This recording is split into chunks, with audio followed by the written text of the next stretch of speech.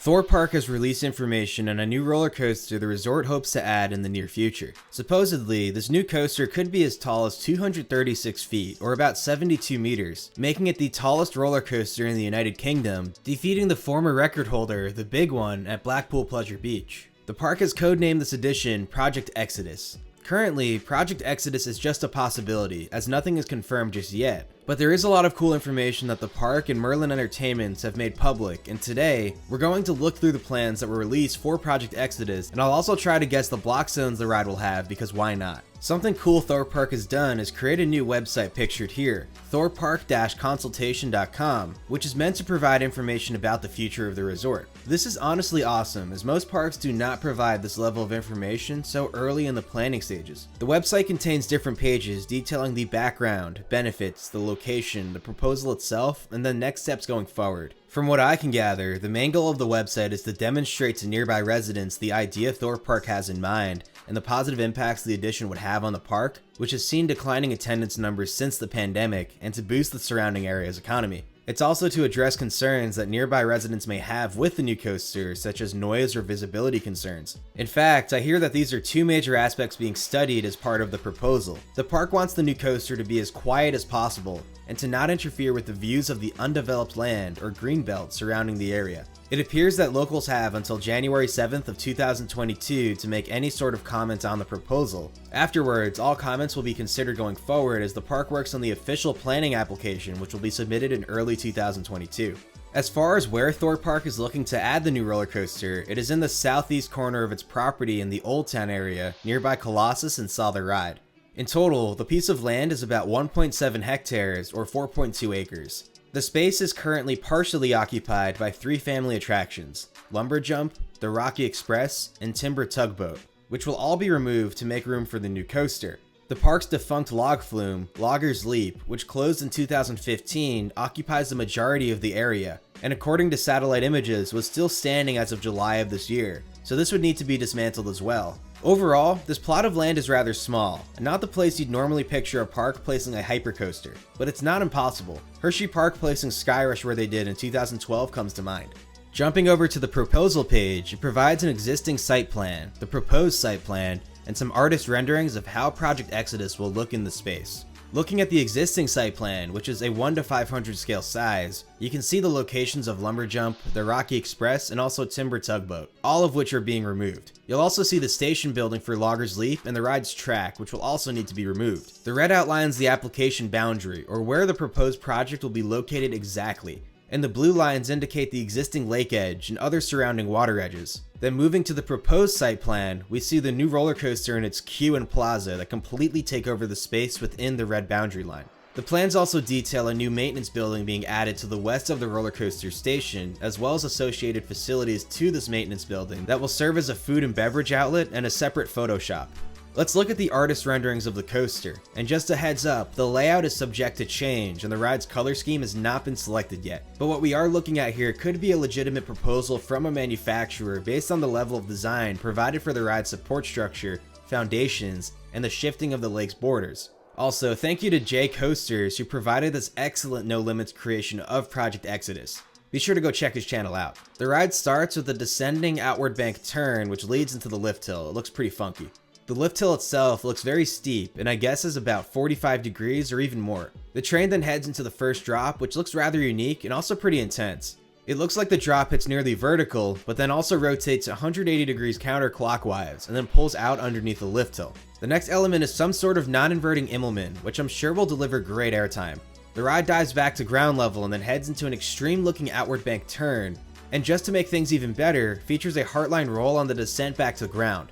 The next element looks to start as a zero-G stall, but turns into a dive loop and runs parallel to the lift hill and non-inverting Immelman. Next is a piece of straight track, which I believe will be some sort of splashdown or trim brake. I'd expect the train to slow down, just like Jay Coaster shows in his animation, as the ride is very short in length for its height. Next is an outward banked airtime hill into a right curve over the lake, and then one last airtime hill before the final brake run. Overall, while the ride looks short in duration, this layout proposal looks quite intense. Looking at the height of the hills, if the rendering is accurate, which I believe it is, the non-inverting Immelman is nearly the same height as the third element, the hang time dive loop. This means the train will probably charge through the non-inverting Immelmann, traveling at a high rate of speed even at the top of the element. I'd guess that the outward bank turnaround that follows is nearly the same height, and the track looks highly banked in the wrong direction. I'd expect an intense amount of airtime, and then the heartline roll out of the element just looks bonkers. You'll most likely be out of your seat for several seconds from when the train banks in the wrong direction until the end of the heartline roll. Then with the 0G dive loop being about as tall as the two hills prior, the train will probably slow down a good amount, delivering a massive amount of hang time to riders. With the ride being short in length, the splashdown was probably designed into the coaster on purpose with the intent to slow it down, as I mentioned earlier. Whether or not this will be a true splashdown like on Diamondback at Kings Island, or an artificial one like you'd find on Shambhala at Port Aventura, I'm not exactly sure. But if it's artificial, I would expect magnetic trim brakes in this location. The proposed site plan even features a splash plaza, so I do expect some sort of interaction with the splash the ride will create, but my thinking as to why it's not a real splashdown is because it looks like the splashdown takes place in the existing lake, and that could mean the ride would be splashing lake water up at guests in the splash plaza. I'm not really sure if the park wants lake water being sprayed all over guests, and they'd probably want some sort of controlled pool water being splashed at guests, which is why I kind of think this will be an artificial splash. Or maybe they'll build a pool inside the lake for the splashdown, we'll have to see. Afterwards, I'd expect the outward bank airtime hill and the airtime hill that follow to also deliver a very good amount of airtime. And part of why I think this ride will be so intense is because I believe what we are looking at is a mock hypercoaster. Now, I haven't ridden DC Rivals hypercoaster at Movie World in Australia, but from what I've seen and heard about it, it seems extra intense, and I expect this coaster to be the same.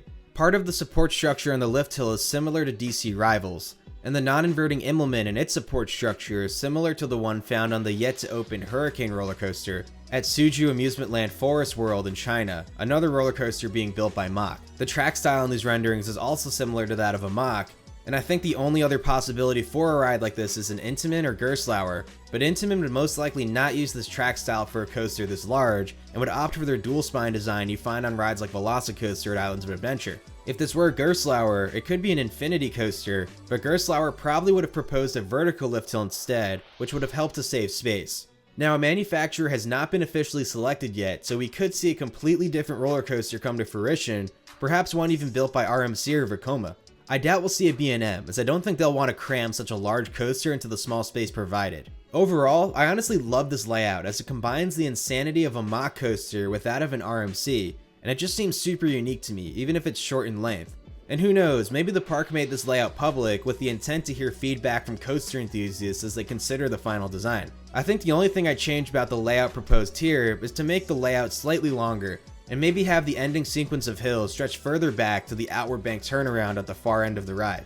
That might allow room for maybe one or two more airtime hills. But I understand shortening the ride makes it a cheaper build, which could be beneficial to the park's declining performance since the pandemic. Because let's be real, the general public will still come in droves to ride this coaster whether it has two more airtime hills or not. I think the height of the ride alone will attract many people. As far as block zones go, let's try to predict the block zones of this coaster just for fun. First off, for those of you who are unfamiliar, a block zone is a section of ride that only one train may occupy. At the end of a block zone is a method to stop a train in case the block zone ahead is still occupied. This is the safety system that prevents roller coaster trains from colliding into one another. Let's take a look at the layout of Project Exodus. I believe this coaster will run two trains, maybe 5 cars long, based on the drawing of the station here. So the station is our first block zone, followed by the lift hill. The next block zone is basically the entire ride, from the first drop to the first portion of final brake run, maybe called the service block zone. And then there will most likely be a waiting block zone directly before the station, so a total of 4 block zones.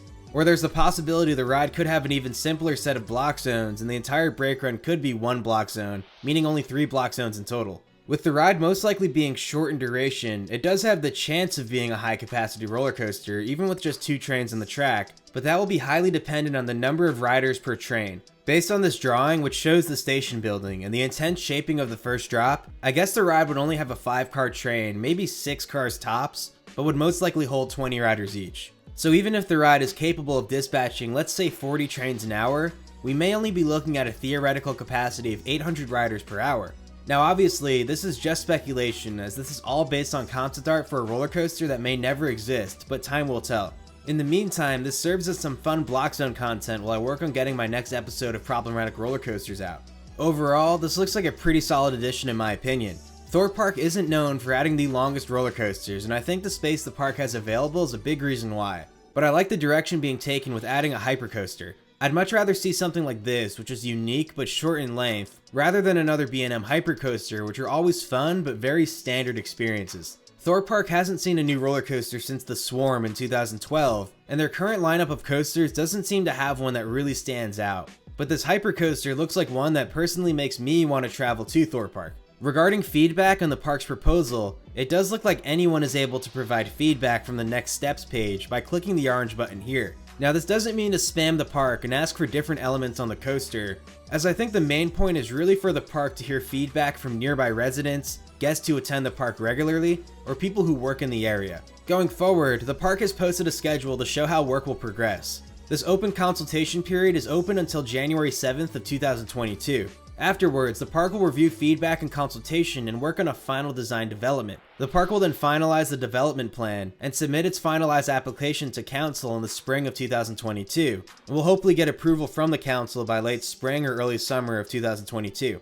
After that happens, construction would begin in late 2022, and an official opening date of the coaster would later be determined, which I'm guessing will most likely happen in 2023, or possibly 2024 if things run really behind. I really do hope this project goes through and would love for the layout proposed to become a reality. We should be hearing more about Project Exodus in the near future. Anyways, thanks for watching everyone, and be sure to like, comment, subscribe. Peace.